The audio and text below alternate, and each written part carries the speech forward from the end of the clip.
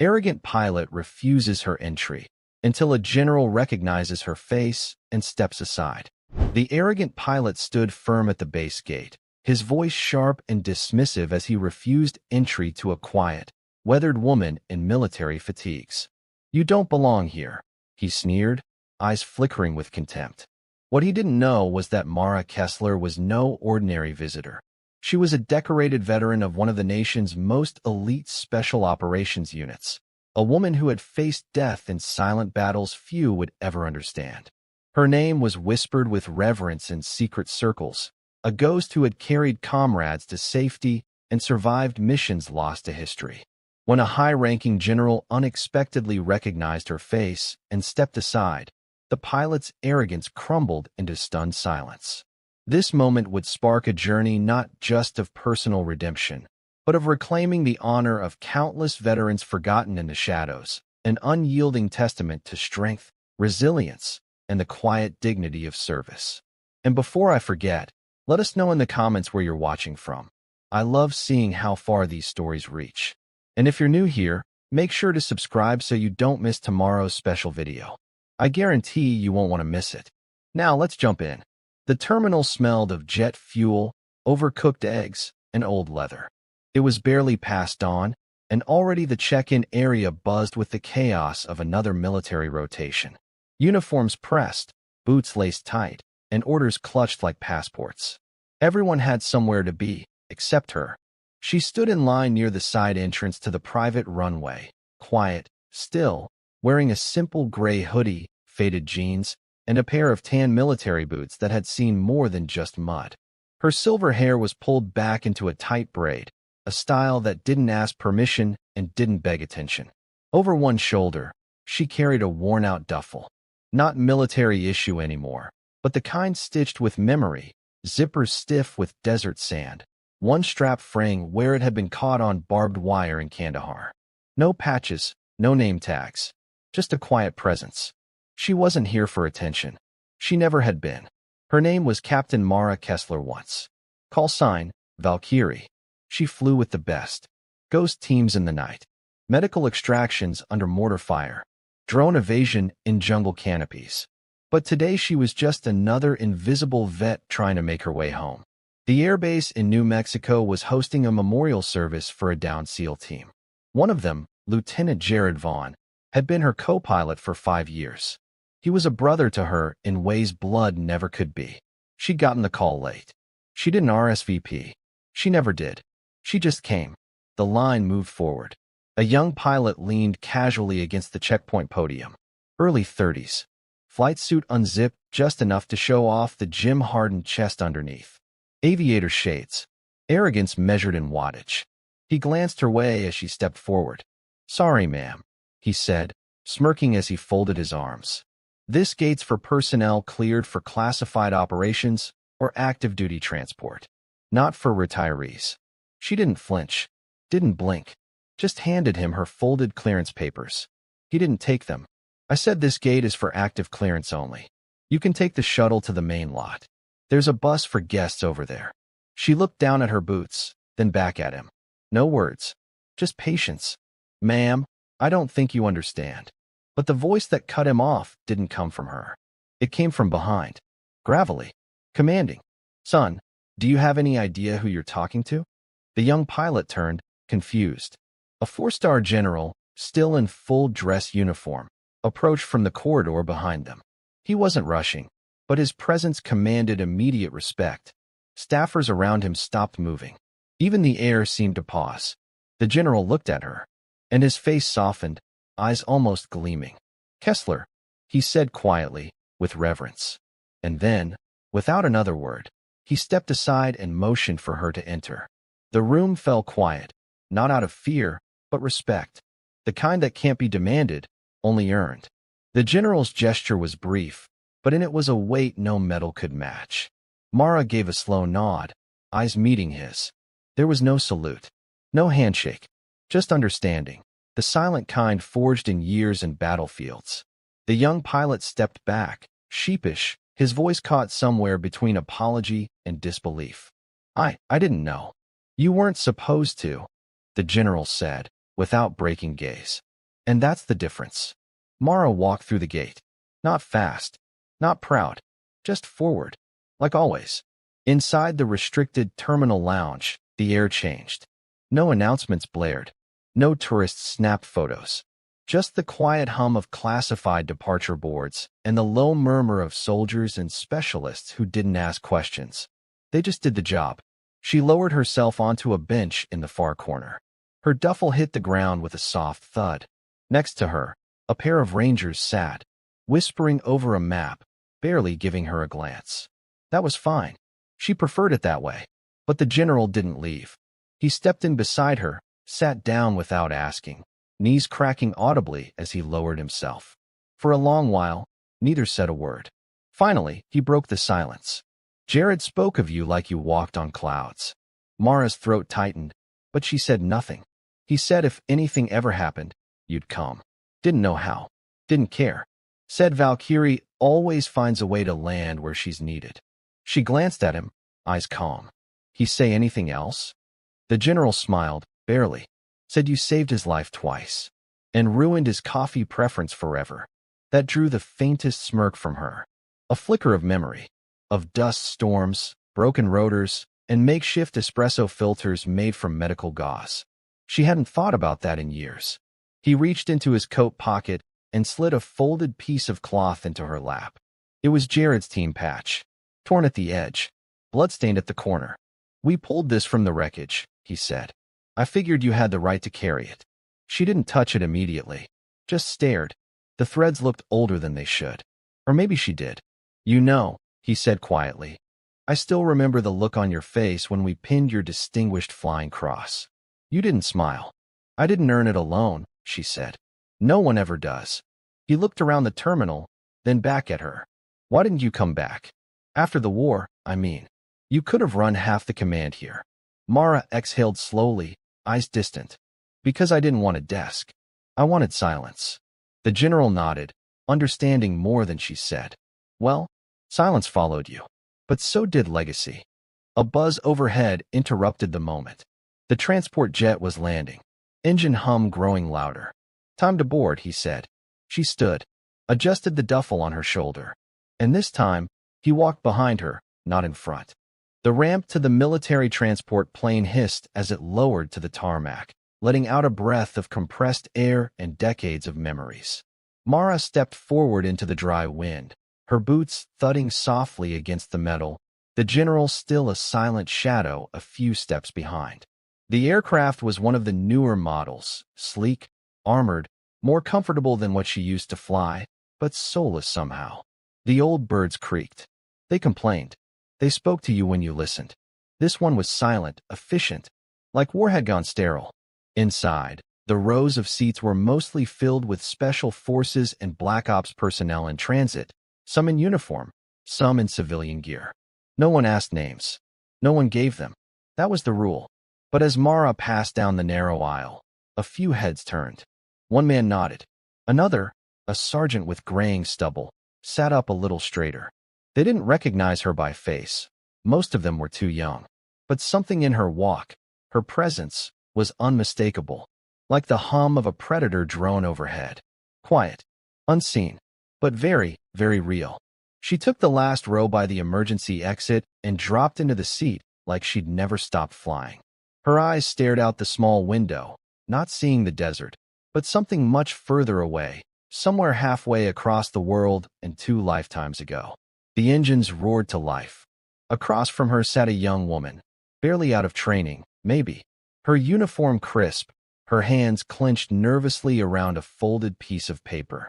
Orders. Likely her first assignment. She peeked over at Mara and hesitated. Ma'am, she whispered, unsure. Were you with Delta? Mara looked at her. Once. The girl hesitated again, then said, They say women never made it through the old Tier 1 program. That it was just a myth. Mara studied her for a long second. Myth is just truth nobody believed. The young soldier blinked, caught between awe and embarrassment. Sorry, I didn't mean. It's all right, Mara said, softening her tone. The ones who believed didn't talk. The ones who talked didn't believe. The girl nodded slowly, as if receiving something sacred, then sat back, processing. The plane lifted. As they climbed into the endless blue, Mara's thoughts drifted again, not to war zones or glory days, but to the moments that never made the headlines.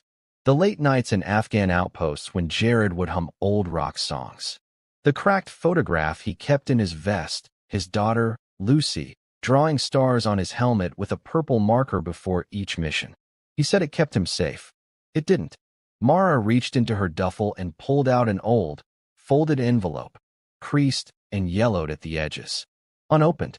Addressed to her in Jared's handwriting. She hadn't read it. Not yet. Maybe today. Maybe not. Outside, the clouds broke into streaks of light. She leaned her head back and closed her eyes. And for a moment, she was flying again. The wheels touched down with a jolt. A clean, confident landing at Hollister Military Airfield, a place Mara hadn't seen in over a decade. As the engines wound down, the hangar doors slowly opened to the blistering afternoon light of New Mexico. The desert wind whipped across the tarmac, tugging at uniforms, rattling loose straps and memories alike. Mara was the last to disembark, not out of hesitation, but habit. She waited for the others to move first, always had.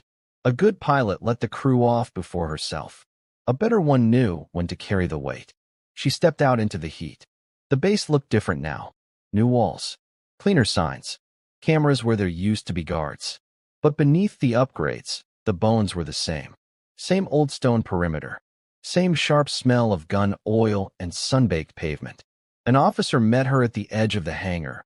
A lieutenant, maybe 25. He stiffened when she approached, but didn't salute. He didn't know who she was. Just another guest, he assumed. Ma'am, shuttle's this way. They're holding the memorial briefing at 1500. Dress is formal. I don't see you on the official list. I'm not on it, she said simply. He opened his mouth to respond, but another voice called out before he could. Kessler. She turned. A tall woman in her early 50s jogged across the tarmac in heels, of all things. Her hair was regulation short, but touched with gray. Her voice carried authority, but her face lit up with something else, relief. Still as stubborn as ever. The woman said, pulling Mara into a sudden, brief hug. God, it's good to see you. Colonel Briggs, Mara said, allowing a half-smile. Didn't think they'd let you keep the uniform. Didn't ask, Briggs replied, then nodded to the stunned lieutenant. I'll take it from here. As they walked together toward the main building, Briggs' expression sobered. They recovered 5 bodies from the crash. Jared's was one of them. The rest were burned beyond ID. No black box, just fragments. We think it was sabotage. Mara didn't flinch. He was flying back from Syria? Classified drop-off. But yeah, last stop of his rotation. He wasn't even supposed to be on that bird. He took a shift for someone else. Of course he did. Briggs looked at her. He kept a folder. With letters. One for you. One for Lucy. You still haven't read it. Mara shook her head. Not yet. You might want to. Before today's over. They reached the briefing room. Inside, high-ranking officers murmured over documents, satellite photos glowing on digital displays. A few turned and stared when Mara walked in, then quickly looked away, some out of guilt, others out of awe. Briggs paused at the door. They'll be showing a memorial reel, then reading off names. Then, the flag transfer. Mara nodded. I won't speak.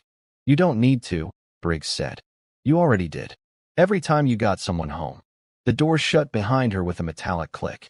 The past was waiting. The room dimmed. Curtains drawn. Screens lit. Rows of chairs faced a large projector. Soldiers, officers, and quiet civilians filled the seats, some in dress blues, others in muted formal wear. All watching. All silent. The only sound was the soft whir of the projector spinning to life. Mara took a seat in the last row, her duffel at her feet, her hands folded calmly in her lap. She didn't need to see the video.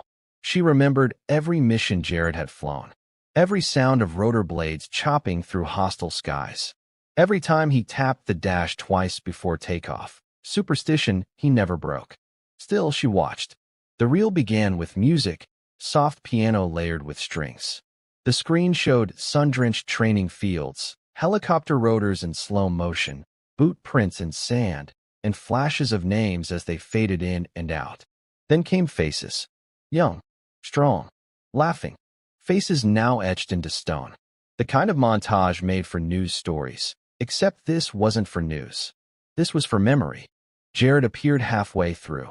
Footage of him smiling with dirt on his face, yelling into a headset mid-flight, tossing a water bottle to a medic on the tarmac.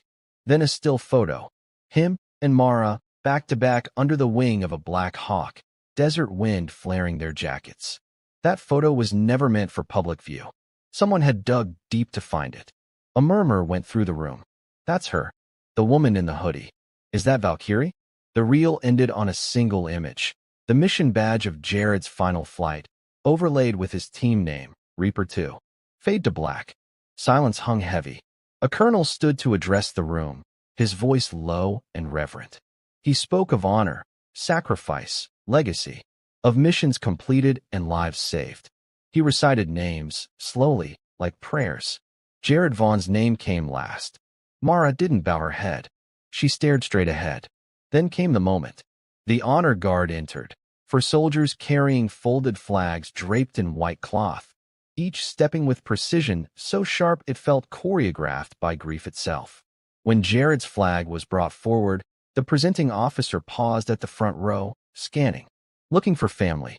Lucy, Jared's daughter, stood quietly in a dark blue dress. 17 now. Hands shaking. Eyes red but dry. Briggs put a hand on her shoulder. The officer bent one knee and presented the flag to her. On behalf of a grateful nation. Mara watched from the back. Lucy glanced her way, as if drawn by something she couldn't explain. A pull. A presence. Their eyes met. In that brief connection, something passed between them. Not words. Not comfort. Understanding. Briggs leaned down and whispered something to Lucy. The girl turned, took a step forward, and walked down the center aisle, flag still in her arms, until she stood in front of Mara. Without asking, she placed the folded triangle into Mara's lap. You were his family, too, Lucy said. And then she hugged her. No one moved. The room had forgotten how to breathe. Officers in pressed uniforms, soldiers in dress blacks, family members clutching tissues. They all sat in still reverence as Lucy hugged the quiet woman in the back row. The girl's arms wrapped tight, like she was holding on to something she didn't want the world to forget. Mara didn't move at first. Her arms stayed at her sides, unsure. Then, gently, she returned the embrace. It wasn't long, just enough. When Lucy pulled back, her eyes searched Mara's face. He talked about you all the time, she whispered. But only when he thought I was asleep. Mara smiled faintly. He was a terrible liar. Lucy held back a tear. He said you saved him once in Somalia. That you disobeyed orders.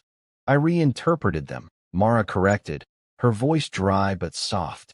Lucy gave a broken laugh, then stepped back, letting her fingers linger on the edge of the flag. Thank you for being here. She returned to her seat beside Briggs, who gave her a reassuring squeeze on the hand. The room remained hushed. Then, slowly, the colonel at the podium cleared his throat. Captain Kessler, he hesitated, unsure. Would you like to say a few words? Heads turned. Mara didn't. The weight of silence was enough. But then she stood. Not fast. Not hesitant. She didn't walk to the front. She stayed where she was. When she spoke, her voice was steady. Clear. No microphone needed. I don't have words to match the men and women we lost. I couldn't even speak at my own father's funeral. But I'll say this. She looked across the room. At Lucy. At the brass. At the unknown faces who were only now learning who she was. Jared was the kind of pilot who didn't care if you outranked him. If you were bleeding, if you were trapped, if your radio was dead, he came. He always came. Even when it meant flying blind into the dark. She paused. Let the silence do the rest. And that kind of man doesn't die in vain. He lives in every rookie who double-checks the map. In every medic who doesn't quit under fire. In every child who learns that some heroes don't wear capes. They wear dust and scars and old boots. She sat back down. That was all. A beat. Then, slowly, the room applauded. Not loud. Not for show. Just hands clapping in rhythm, like a heartbeat returning to a still chest. Briggs exhaled beside Lucy. Told you she wouldn't need a podium. The general from the gate stood silently in the back. He didn't clap. He simply watched her with the kind of expression only commanders wear when they know they're in the presence of a living legend. Later, as the crowd dispersed, Mara sat alone again, flag across her knees, eyes locked on the now dark screen. Her fingers brushed over the triangle's edge, then drifted to her duffel. Inside, the letter waited. Still sealed. Still patient. The hallway outside the memorial room had gone quiet. Most had filed out, some to reception tents, others to their quarters, and a few to stare out across the endless line of flagpoles swaying in the wind. Mara didn't join them. She sat on a wooden bench near the shadow of an old commemorative plaque dedicated to the fallen who never fell alone. The metal was sun-warmed, the names etched with reverence. In her lap, the envelope rested. Folded. Faded. Jared's handwriting was instantly recognizable. Quick, slightly tilted, the loop of the K in her name curling like a pilot's wing. He never wrote in cursive. Said it slowed him down. She stared at it, her thumb tracing the edge. For a long moment, she thought about putting it back, saving it for later, for a day when the grief didn't sit so high in her chest. But there would never be such a day. She broke the seal. The paper crackled as it unfolded, creased from being opened and refolded dozens of times by someone's unsure hands. Probably the general. Maybe Briggs. Someone had read it. Someone had waited. Mara began reading. Mara, if you're reading this, then I've gone and done something stupid. Again, I never was good at safe landings. You always warn me. I won't waste this space saying thank you, because if I started, I'd never stop. But there are things I once said, things I didn't know how to say out loud, because you were always so damn composed. You made silence a kind of art. You saved me, Mara. Not just the bullets and rotors kind of saving. I mean really saved me. When I came home broken after Kandahar, when I couldn't sleep, when my hands shook and my voice disappeared, you were there. You taught me how to breathe again. You never said a word. Just flew. I followed your flight path, Valkyrie. Always. There's a girl, Lucy. She's stronger than she thinks. If I don't make it home, tell her who you are. Not the medals. Not the missions. The real you. The one who gives a damn, even when no one's looking. She's going to need someone like that. There are a dozen more letters in this file. One to the team. One to Mom. One to the guy who kept stealing my MREs and never confessed. But this one's yours. Thank you for never giving up on me. Thank you for flying in when everyone else pulled out.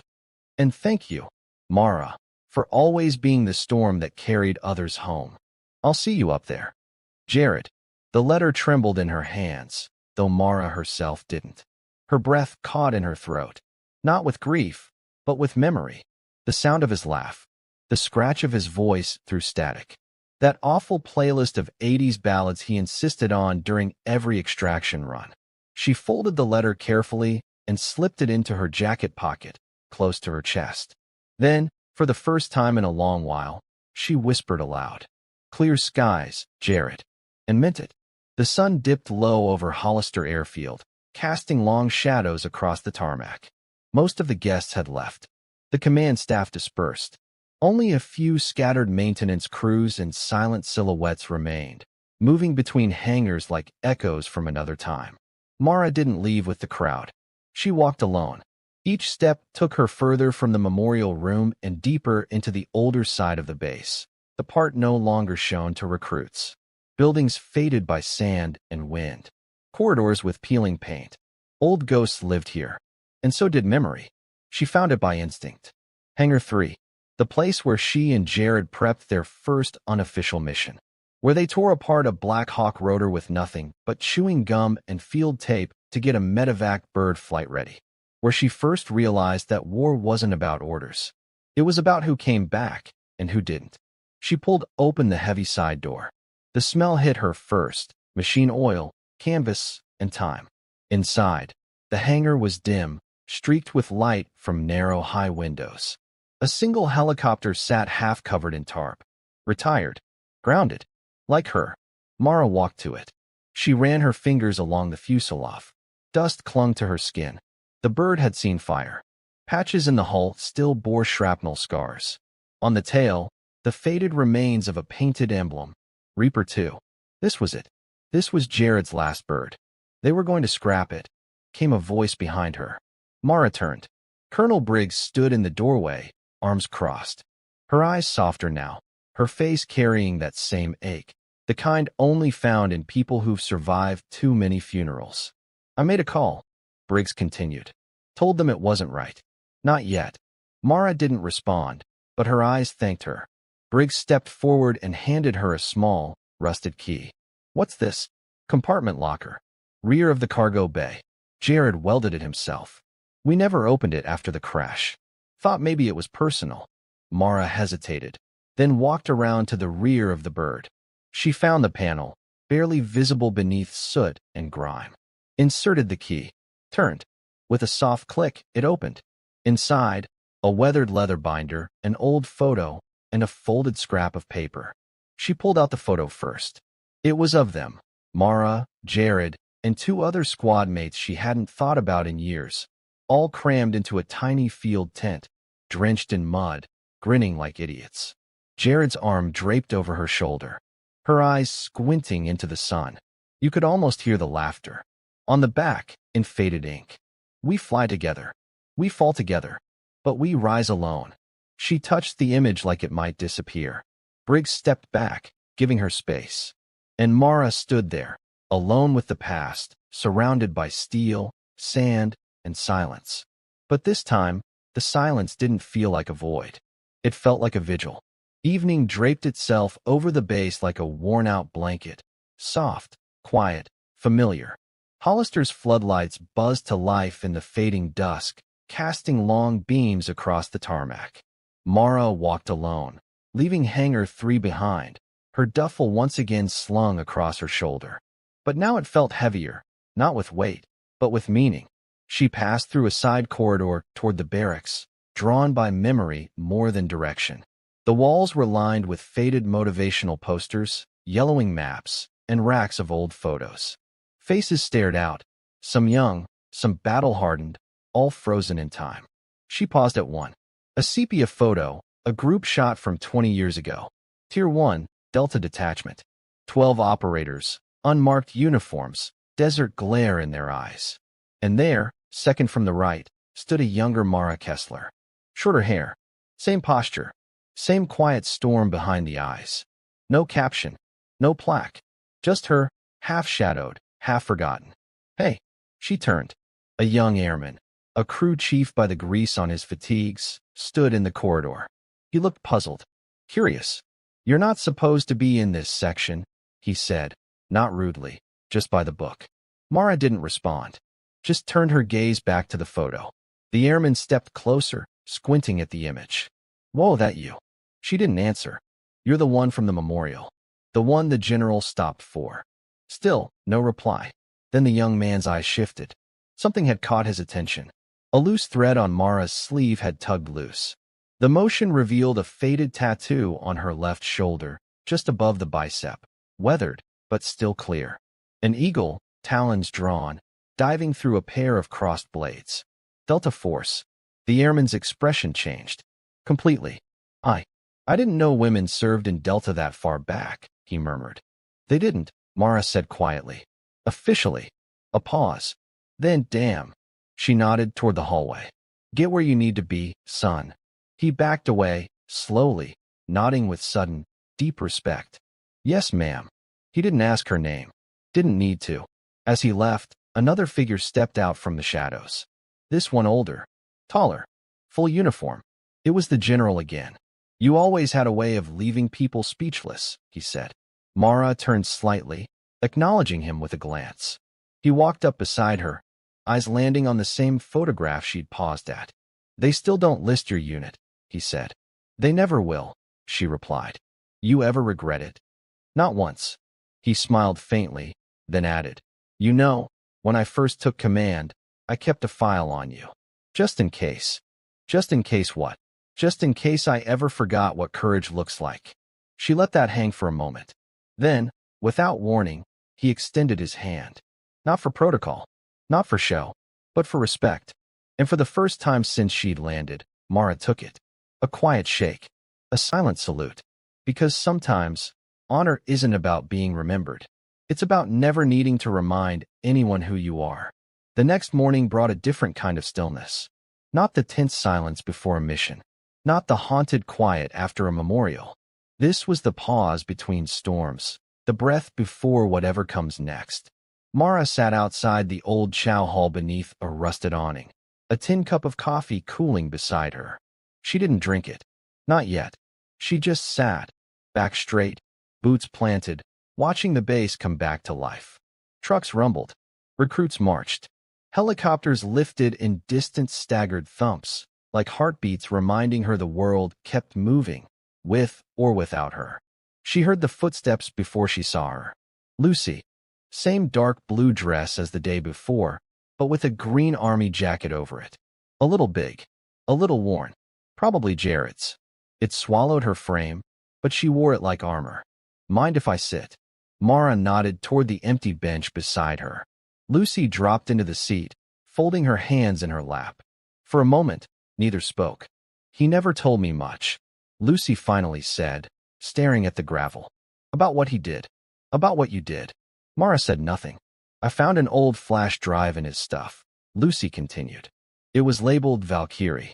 I thought maybe it was music. But it was footage. Declassified clips. Ops. Training runs. Night vision. Some of it was him. Some of it was you. Mara raised an eyebrow slightly. Lucy looked at her. You carried him out of a crash. With a dislocated shoulder. You stitched his leg in the dark while the LZ was under mortar fire. He was heavy, Mara said, her voice like gravel with a hint of warmth. Lucy gave a tight smile, then pulled something from her pocket. A folded photo, printed from the flash drive. It showed Mara standing on the skids of a Black Hawk, one hand gripping the frame, the other reaching down toward a wounded operator. Her face was smeared with dirt, eyes locked forward, unflinching, unmovable. You look like a ghost, Lucy said. Like a myth, but real. Mara stared at the image for a long time, then handed it back. Why didn't he tell me more? Lucy asked. Why didn't you? Because stories like that come with ghosts, Mara said. And ghosts don't make good bedtime stories. Lucy nodded slowly. But they make good lessons. Then she reached into her jacket pocket again and pulled out something small. Metal, worn, almost invisible unless you knew what it was. A single pair of wings. Not standard issue. Handmade. Edges slightly bent. Jared's.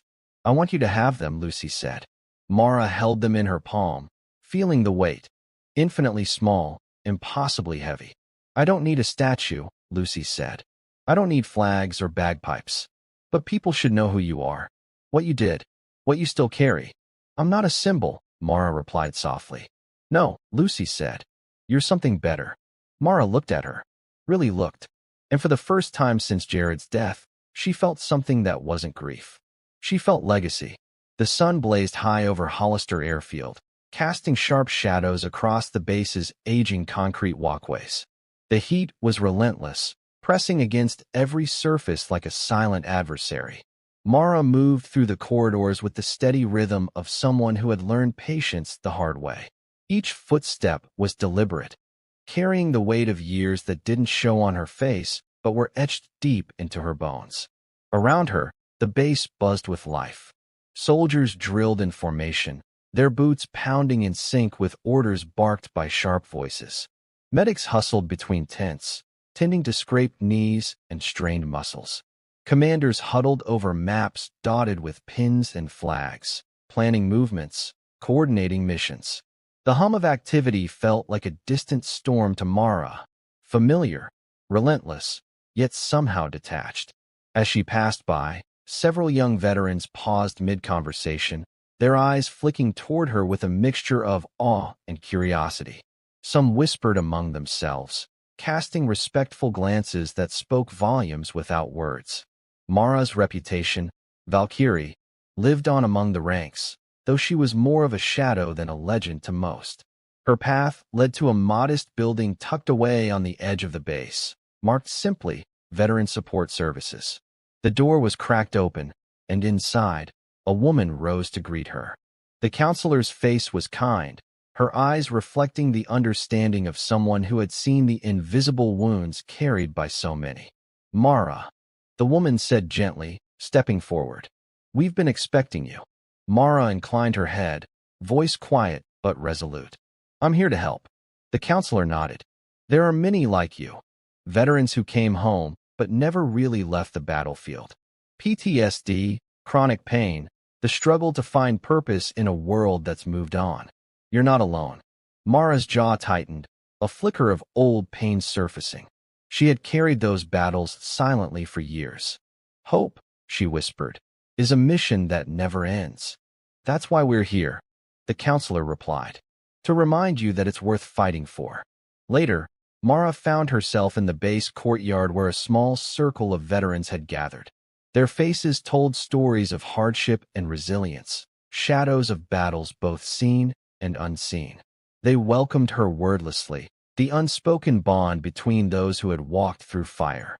She settled into the circle, drawing strength from the shared presence. When she finally spoke, her voice was low and steady, carrying the weight of truth. "The hardest fight," she said, "isn't out there in the chaos of battle. It's here." She placed a hand over her chest, near her heart. "It's in the moments when no one is watching, when the silence is loudest and the pain feels endless." A young soldier leaned forward, eyes bright with hope and desperation. "How do you keep going when everything inside feels broken?" Mara met each gaze with quiet conviction. "You keep going because you fight for something bigger than yourself, for the ones waiting for you to come home, for every small victory that no one sees but you. Every morning you choose to stand again is a mission completed." The circle absorbed her words, the air thick with unspoken gratitude and resolve.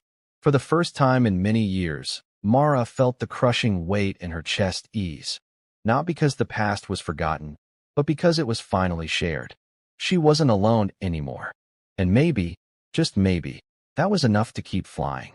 The late afternoon sun cast long, golden rays over Hollister Military Base, painting the worn concrete and weathered walls with a soft, amber glow. Mara's boots crunched gently on the gravel path as she made her way toward the small memorial garden nestled quietly between the barracks and the mess hall, a hidden sanctuary away from the bustle and noise of military life. This was no grand monument, no towering statue or inscribed marble, just a simple circle of smooth river stones arranged carefully around a weathered flagpole, its base etched with the names of fallen comrades. A lone mesquite tree spread its sparse branches above a wooden bench, offering shade and quiet refuge. Mara paused, letting the warmth of the sun settle on her shoulders as her fingers brushed the cool metal of the flagpole. The stars and stripes fluttered gently in the breeze, worn but unyielding, a testament to the resilience of those who served under it. She lowered herself onto the bench, the worn leather binder resting in her lap, the same binder she had found inside the locked compartment of Jared's helicopter. The edges of its pages were frayed, the ink faded, yet each photograph and handwritten note within carried the unmistakable weight of history and sacrifice. As she turned the fragile pages, her mind drifted to the faces that smiled back at her, faces of men and women who had flown into danger, who had watched over each other through sleepless nights and perilous missions. Ghosts of firefights and midnight rescues, whispers of courage and heartbreak beneath foreign skies. Each picture a silent reminder of lives lived fully and sometimes lost too soon. The soft padding of footsteps approached behind her. Mara looked up as Lucy stepped quietly into the garden. The girl's casual clothes contrasted with the military world around them, but her expression was steady, an unspoken strength born of pain and hope. Lucy sat down beside Mara without a word, her presence calm and comforting. After a moment, she broke the silence. "I read the letters," Lucy said softly, eyes fixed on the sky above the mesquite leaves. "They helped me understand him. And you?" Mara nodded, voice low and steady. "It's hard to carry a legacy when you don't know its weight." Lucy turned to look out over the garden, determination lighting her eyes. "I want to help carry it. For him. For all of you." A breeze stirred the flag above, lifting it gently like a silent salute. Mara rose slowly, feeling something she hadn't felt in a long time. Hope. Not the fleeting kind, but the kind that anchors you to the future. We're not just memories, she said softly, standing tall beneath the mesquite's shade. We're the future, the ones who keep going when the world tries to forget. Lucy smiled, her voice warm. Then let's make sure no one forgets. Together, under the golden light of the setting sun, they stood united. 2 generations bound by loss, honor, and an unspoken promise to carry the torch. The garden held its silence, bearing witness to a quiet tribute that would echo far beyond the stones and time. The next morning dawned with a crispness that bit softly at the edges of the rising sun. The base stirred to life around Mara. Boots echoed on pavement, engines hummed to readiness, and distant commands cut through the morning air like sharp blades. But amidst this routine buzz, there was a palpable undercurrent of something different. A subtle tension that spoke of change, not loud, but persistent, like the slow gathering of a storm. Mara's path led her toward the command center, a place she had avoided for years, haunted by memories and the weight of unspoken truths. Today, however, the heavy oak doors stood open, and a figure waited by the entrance, stern, composed, with a presence that commanded respect without demanding it. The general who had stepped aside for her at the gate yesterday was there again. His eyes, sharp and searching, locked onto Mara's as she approached. "Captain Kessler," he said, his voice low but steady, carrying the weight of years and battles seen and unseen. Mara gave a slight nod, her posture straight, but the flicker of surprise in her eyes betrayed the guarded caution beneath her calm exterior. "I wanted to speak with you before your departure," he continued, motioning toward a shaded alcove nearby. "There are things that can only be said in quiet." They moved away from the chatter of the base, finding a pocket of stillness beneath the broad leaves of a mesquite tree. The general's gaze was unwavering, his expression grave yet sincere. "You've been overlooked for too long," he began. "Not because you lacked courage or skill, but because the world often fails to see the quiet warriors, the ones who carry their burdens without fanfare." Mara remained silent, listening. "I've kept files on many operators over the years," he said, "but yours was different. You embodied resilience in its purest form, the kind that doesn't ask for applause or medals. I regret not knowing sooner." A moment passed between them, words unspoken, histories acknowledged in the space between. Mara finally spoke, her voice steady but soft. "Recognition was never my goal." The general nodded, understanding the weight of those words. "No, but justice is." He paused, then pressed on. "There's a new initiative being launched to honor veterans who have been forgotten, whose sacrifices have remained in the shadows. Your story will be central to it." Mara absorbed his words. Relief mixed with determination stirred inside her chest. "Will you join us?" he asked. "Not as a symbol, but as a guide, to lend your voice to those who still need to be heard." She met his gaze, unwavering. "If it means giving strength to the unseen, then yes." The general extended his hand. Mara took it, a silent pact forged in mutual respect and shared purpose. Around them, the base continued its ceaseless rhythm, soldiers training, helicopters lifting, the endless motion of life. But for Mara, something had shifted. A new chapter had begun. In the days that followed, Mara moved through the base with a new sense of purpose, quiet but unmistakable. The weight she had carried for years seemed lighter now, buoyed by the general's initiative to bring the stories of forgotten veterans into the light. It wasn't about medals or public accolades. It was about truth, honor, and the strength found in shared history. Inside a conference room bathed in afternoon sunlight, Mara sat among a group of veterans, military historians, and support staff. The walls were covered with maps, photographs, and faded letters, evidence of battles fought in the shadows, sacrifices made beyond the public eye. The atmosphere buzzed with quiet determination, a collective energy that spoke of healing and justice. One by one, the veterans shared their stories, tales of missions shrouded in secrecy, of battles fought alone or in small teams, of pain endured and courage shone away from the spotlight. Mara listened, sometimes offering a nod, sometimes a brief word of encouragement. But mostly, she absorbed the gravity of each testimony, feeling the deep bond that united them all. Lucy was there as well, now officially part of the program. Her presence was a bridge between generations, a reminder that legacies weren't just memories but living, breathing missions passed down. Her fierce spirit honored her father and all who served silently beside him. Mara found herself stepping into the role of mentor, guiding younger veterans struggling to find their place in civilian life. She shared lessons learned not only from combat, but from the long journey of resilience that followed. Her calm presence became a lifeline for many, a symbol that survival was possible and dignity could be reclaimed. One afternoon, under a sky so vast it seemed endless, Mara spoke quietly to a group of recruits gathered at the edge of the base. Her voice was steady, carrying the weight of experience without pretense. "Service isn't just the battles you fight on the field," she said. "It's the way you carry your scars, your memories, your brothers and sisters in arms. It's how you move forward when the fighting's done and the world expects you to disappear." The recruits listened intently, drawn to the quiet power in her words.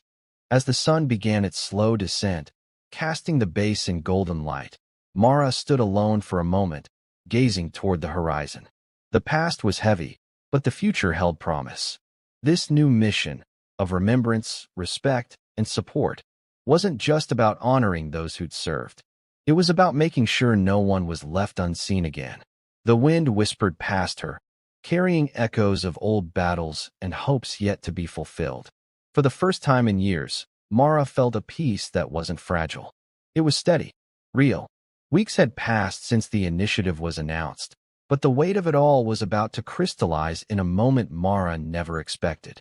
The base was alive with an energy that felt different, less about orders and drills, and more about remembrance and respect. The ceremony was simple, dignified, and carried a gravity that stretched far beyond the grounds it occupied. Under a pale, overcast sky, the gathering formed, a mixture of veterans, families, commanders, and military personnel. The flag above rippled gently in the soft breeze, casting slow-moving shadows on the crowd below. There was a quiet reverence in the air, as if everyone present understood the significance of what they were witnessing. A public acknowledgement of those who had served unseen, those who had fought battles in the shadows, and those whose sacrifices had been overlooked by history. Mara stood near the front, flanked by Lucy. Both wore jackets heavy with meaning, patched, worn, and threaded with memories of service. The jacket Mara wore carried the faded insignia of Delta Force, a symbol few could recognize, but that bore stories far deeper than medals. The general stepped to the podium first. His voice was steady and commanding, yet filled with warmth and respect. He spoke of valor and resilience, of battles fought not just in distant deserts, but within the hearts of those who returned home forever changed. He recounted stories of quiet courage, naming those who had long been forgotten by the world outside these walls. Medals were presented with careful ceremony. Photographs flickered on screens behind him, frozen moments of laughter, grit, and humanity amidst chaos. The crowd listened, their applause respectful and measured, like a heartbeat finally syncing with the rhythm of forgotten warriors. When Mara's name was called, a hush fell over the assembly. She rose with a steady grace, each step deliberate, the weight of years settling on her shoulders like an old cloak. Approaching the podium, she allowed herself, briefly, to feel the magnitude of the moment, not as a solitary hero, but as a voice for countless others whose stories remained in the shadows. Her speech was brief but powerful. She spoke of bonds forged in silence, of battles waged beyond public view, and of the strength in honoring truth and memory. She thanked those who served and those who continue to carry the burden of remembrance. Her words resonated deeply, each syllable a testament to resilience and dignity. As she stepped down, Lucy took her hand, a gesture brimming with unspoken promises, past pain entwined with future hope. The crowd's applause grew, not loud or boisterous, but steady and profound. It was the sound of a nation waking to its forgotten heroes, the rhythm of respect finally earned. Later, as the sun dipped behind the distant hills, Mara and Lucy stood quietly by the flagpole. The flag fluttered softly in the evening breeze, the colors glowing warmly in the fading light. Mara looked at Lucy, voice low but certain. "This isn't the end. It's just the beginning." Lucy smiled, eyes bright with resolve. "We'll carry it forward. For them. For all of us." Together, beneath the dimming sky, they stood, a living testament to honor reclaimed, dignity restored, and a legacy renewed. The ceremony had passed, folding itself into the fabric of memory like a soft, fading melody, one that lingered quietly, long after the last notes had drifted away. The bass slowly returned to its relentless rhythm, the steady drone of helicopters overhead, boots striking pavement in formation, orders given and executed with disciplined precision. But for Mara, the world around her had subtly shifted, and she herself was no longer the shadow she had once been.